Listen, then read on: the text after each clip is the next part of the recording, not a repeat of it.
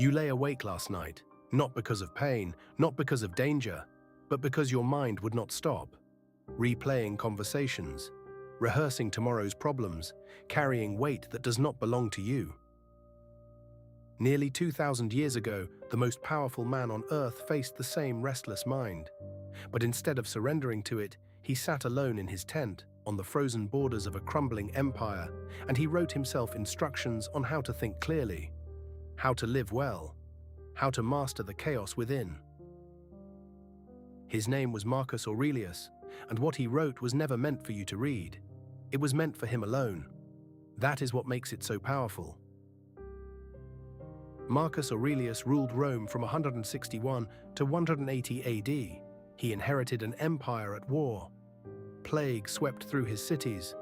Trusted generals betrayed him. His own co-emperor proved unreliable. He buried children. He faced assassination plots, and through all of it, he governed with a reputation for justice that has survived nearly 20 centuries. But here is what matters. He was not born unshakable. The Meditations reveal a man fighting himself, wrestling with anger, battling distraction, struggling against the same impulses you struggle against today. He was not writing philosophy for students. He was writing reminders for a man who kept forgetting how to be good. That is why his words still cut so deep. This was not performance. This was survival. The core teaching of Marcus Aurelius' Meditations comes down to something deceptively simple. He wrote, "You have power over your mind, not outside events.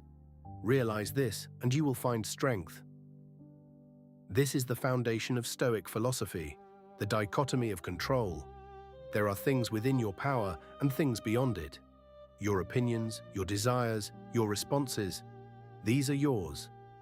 Everything else, other people's actions, the economy, illness, death, these are not. Marcus practiced this every single day. When advisors brought him problems he could not solve, he asked himself what he could control in his response. When grief overwhelmed him, he did not pretend it was not real. He acknowledged it, then returned to what was within his reach. Stoic wisdom is not about suppressing emotion. It is about directing your energy toward what you can actually change. He wrote, "Waste no more time arguing about what a good man should be. Be one."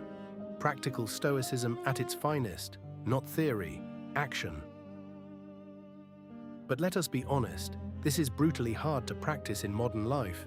You live inside systems designed to steal your attention. Your phone delivers outrage every hour. Social media rewards comparison. The news cycle profits from your anxiety.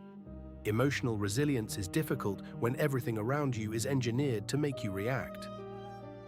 Marcus did not have a smartphone, but he had spies whispering about plots against him. He had crowds demanding blood in the arena. He had every temptation that absolute power offers. The distractions change, the weakness is the same, and the solution remains the same. So how do you actually apply this? Here is where Stoic philosophy becomes practical Stoicism, something you can use before breakfast tomorrow. First, the morning preparation.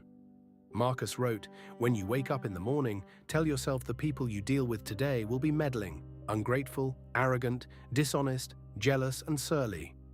Before your day begins, accept its difficulty. This is not pessimism, this is armor. When you expect nothing to be easy, nothing catches you off guard." Second, the pause before reaction. When something angers you today, and something will, do not respond immediately. Ask yourself the question Marcus asked, "Does this harm my character?" If the answer is no, it cannot truly harm you. This single practice builds emotional discipline faster than any technique I have encountered. Third, the evening review. Before sleep, review your day the way Marcus did. Where did I act according to my values? Where did I fall short? Not with guilt, with curiosity. The Stoic mind improves through honest observation, not punishment. Fourth, Amor Fati, the love of fate. Whatever happened today, the failure, the rejection, the inconvenience, practice saying, "This is exactly what I needed." Not because it feels true yet, but because resistance to what has already happened is the purest form of self-torture. Fifth, Memento Mori, remember death, not to be morbid, to be free. Marcus wrote, think of yourself as dead. You have lived your life, now take what is left and live it properly. When you remember that your time is finite, petty concerns lose their grip on you. Now imagine who you become after weeks of this practice, months, a year. You become the person who does not flinch when plans collapse, the one others look to when everything is uncertain. You carry a stillness that is not empty but full of awareness, full of acceptance, full of purpose. This is what self-improvement actually looks like through the Stoic lens. Not optimization, not hustle, clarity. You stop wasting energy on what never belonged to you, and you invest everything in what does, your character, your choices, your presence in this moment. Marcus Aurelius ruled an empire and concluded that the entire universe is change, that life is opinion, that the soul becomes dyed with the color of its thoughts.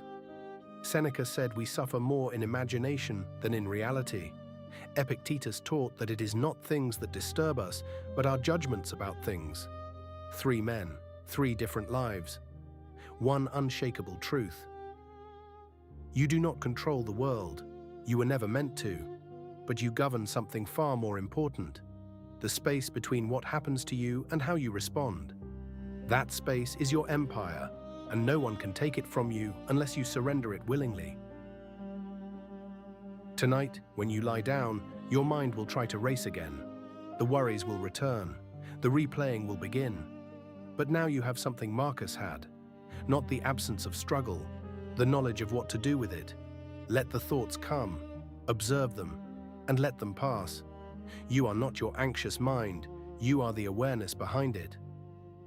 As Marcus Aurelius wrote in his final book, look back over the past with its changing empires that rose and fell, and you can foresee the future too. Stoicism. Master your mind, master your life,